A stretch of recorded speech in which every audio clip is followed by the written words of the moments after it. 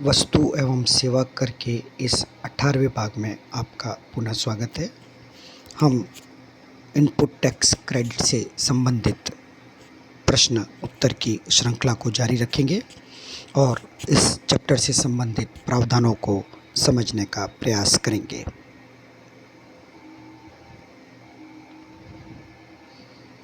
अगला प्रश्न लेते हैं। Where the registered taxable person has claimed depreciation on the tax component of the cost of capital goods under the provisions of Income Tax Act 1961, will ITC be allowed in such cases? यानी जहां पंजीकृत कराधान व्यक्ति ने आयकर अधिनियम 1961 के अंतर्गत पंजीकृत सामान के मूल्य में कर भाग पर अवमूल्यन यानी डेप्रिसिएशन यानी मूल्यह्रास का दावा किया हो, वहाँ आईटीसी की अनुमति होगी। इसका आंसर है the input tax credit shall not be allowed on the said tax component in respect of which depreciation has been claimed in the income tax act. जहाँ आयकर अधिनियम के अंतर्गत मूल्यह्रास का दावा किया गया हो, वहाँ ऐसे कर भाग पर आईटीसी की अनुमति नहीं होगी।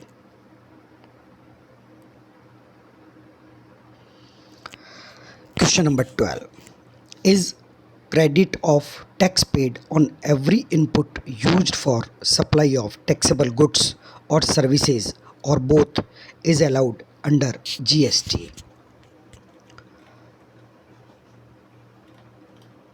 क्या कराधीन वस्तुओं की आपूर्ति के प्रत्येक इनपुट पर भुगतान किए गए कर का क्रेडिट लिया जा सकता है?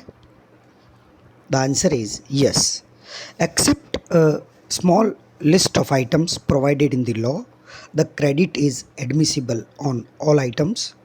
The list covers mainly items of personal consumption, inputs use of which results into formation of an immovable property except plant and machinery, telecommunication towers, pipeline laid outside the factory premises, etc. and taxes paid as a result of detection of evasion of taxes। हाँ, कानून में दी गई एक छोटी सूची की वस्तुओं को छोड़कर प्रत्येक इनपुट पर भुगतान किए गए कर का क्रेडिट लिया जा सकता है। यह सूची मुख्यतः व्यक्तिगत उपभोग की वस्तुओं, ऐसे इनपुट जिनका उपयोग अचल संपत्ति के निर्माण में किया जाए, प्लांट और मशीनरी को छोड़कर, कारखाना परिसर के बाहर बिछाई गई पाइपलाइन, दूर संचार टावर इत्यादि, और वह कर जो कर अपवंचना के परिणाम स्वरूप दिया गया हो। यानी इनको छोड़कर बाकी सभी वस्तुओं के लिए इनपुट टैक्स क्रेडिट ली जा सकती है। Next question number 13 a taxable person is in the business of information technology. He buys a motor vehicle for use of his executive directors. Can he avail the ITC in respect of GST paid on purchase of such motor vehicle। एक कराधीन व्यक्ति सूचना तकनीक के व्यवसाय में है। वह अपने कार्यकारी निदेशकों के लिए एक कार खरीदता है। क्या वह ऐसे मोटर कार की खरीद पर दिए गए GST कर का ITC ले सकता है? इसका आंसर है no. ITC on motor vehicle can be availed only if the taxable person is in the business of transport of passengers or goods or is providing the services of imparting training on motor vehicles। No, यानी नहीं। Motor car पर ITC केवल तभी लिया जा सकता है जब कराधीन व्यक्ति जन यातायात के व्यवसाय में हो, या माल ट्रांसपोर्ट करता हो, या मोटर कार में प्रशिक्षण की सेवा देता हो। Question number 14. Sometimes goods are destroyed or lost due to various reasons. Can a person take ITC to the extent of such goods? कई बार माल नष्ट या गुम हो जाता है कई कारणों से। क्या एक व्यक्ति ऐसी वस्तुओं पर ITC ले सकता है? No, a person can not take ITC with respect to goods lost, stolen, destroyed, or written off. In addition, ITC with respect of goods given as gift or free samples are also not allowed. यानी गुम हुए, चोरी, नष्ट हुए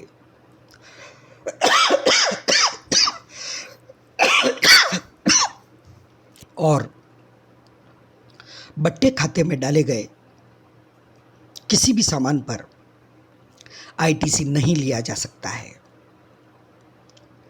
यहाँ यह भी समझ लेते हैं कि इसके अतिरिक्त उपहार अथवा मुफ्त सैंपल के रूप में दिए गए सामान पर भी ITC नहीं मिल सकता है।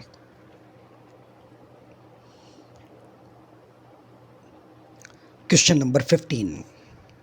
Can a registered person get ITC with respect of goods or services used for construction of a building for business purposes? व्यावसायिक उद्देश्य से बनी इमारत के निर्माण में प्रयुक्त वस्तुओं और सेवाओं पर ITC लिया जा सकता है? The answer is no.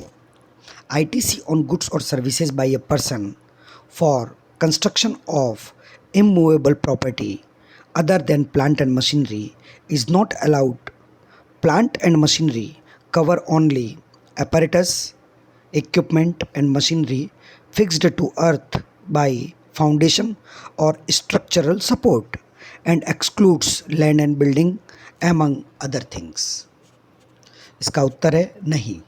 Plant और मशीनरी के अतिरिक्त किसी अन्य अचल संपत्ति के निर्माण में प्रयुक्त वस्तुओं व सेवाओं पर ITC नहीं ली जा सकती। प्लांट और मशीनरी में केवल उपकरण, औजार और नींव द्वारा जमीन से जुड़ी मशीन अथवा संरचनात्मक सपोर्ट से जमीन में जुड़ी मशीन आती है। यह अन्य वस्तुओं में भूमि और इमारत को बाहर रखते हैं। Question number 16. What is the ITC entitlement of a newly registered person? एक नव पंजीकृत व्यक्ति के लिए ITC की पात्रता क्या होगी? A person applying for registration can take input credit of inputs held in stock and inputs contained in semi-finished or finished goods held in stock on the day immediately preceding the date of grant of registration. If the person was liable to take registration and he has applied for registration within 30 days from the date on which he became liable to registration, then input tax credit of inputs held in stock and inputs contained in semi-finished or finished goods held in stock on the day immediately preceding the date on which he became liable to pay tax can be taken. यानी पंजीकरण के लिए आवेदन करने वाला व्यक्ति पंजीकरण मिलने के एक दिन पहले तक स्टॉक में रखे इनपुट्स, अर्धनिर्मित और निर्मित वस्तुओं में प्रयुक्त इनपुट्स का ITC ले सकता है। अगर व्यक्ति पंजीकरण लेने के योग्य है और पंजीकरण लेने की योग्यता हासिल करने के 30 दिन के अंदर उसने पंजीकरण के लिए आवेदन कर दिया है, तो जिस दिन वह कर भुगतान करने के योग्य हुआ उसके ठीक एक दिन पहले तक स्टॉक में पड़े इनपुट और अर्धनिर्मित एवं निर्मित वस्तुओं में प्रयुक्त इनपुट्स पर वह ITC की क्रेडिट ले सकता है।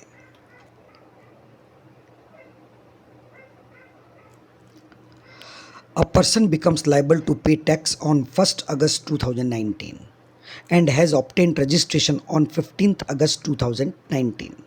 Such person is eligible for input tax credit on inputs held in stock as on 1st August 2019, 31st July 2019, 15th August 2019, he cannot take credit for the past period.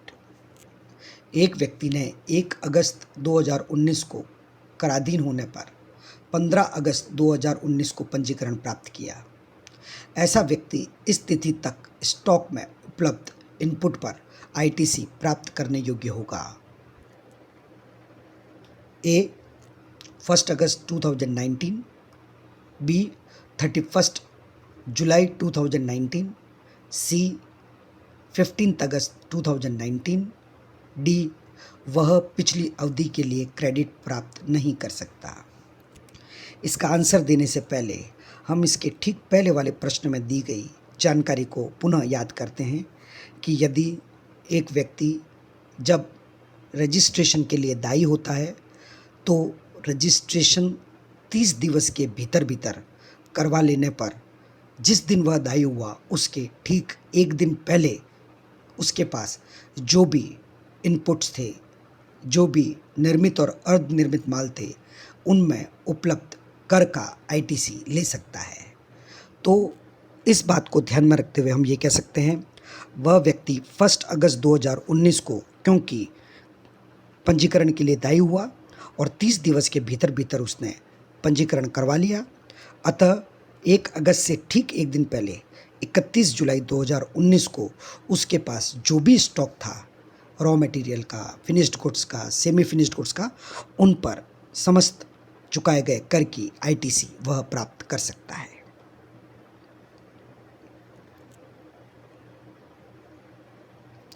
Question number 18, what is the eligibility of input tax credit on inputs in stock for a person who obtains voluntary registration? एक व्यक्ति के लिए जो ऐच्छिक पंजीकरण प्राप्त करता है स्टॉक में रखे इनपुट्स पर आईटीसी की योग्यता क्या होगी? The person who obtains voluntary registration is entitled to take the input tax credit of input tax or inputs in stock, inputs in semi-finished goods and finished goods in stock held on the day immediately preceding the date of registration. ऐसा व्यक्ति पंजीकरण के दिन के ठीक एक दिन पहले तक स्टॉक में पड़े इनपुट्स, अर्धनिर्मित व निर्मित वस्तुओं में प्रयुक्त इनपुट्स पर आईटीसी लेने का हकदार होगा। Question number 19. What would be input tax eligibility in cases where there is a change in the constitution of a registered person? अगर किसी पंजीकृत व्यक्ति के संविधान में कोई परिवर्तन होता है तो आईटीसी की योग्यता क्या होगी?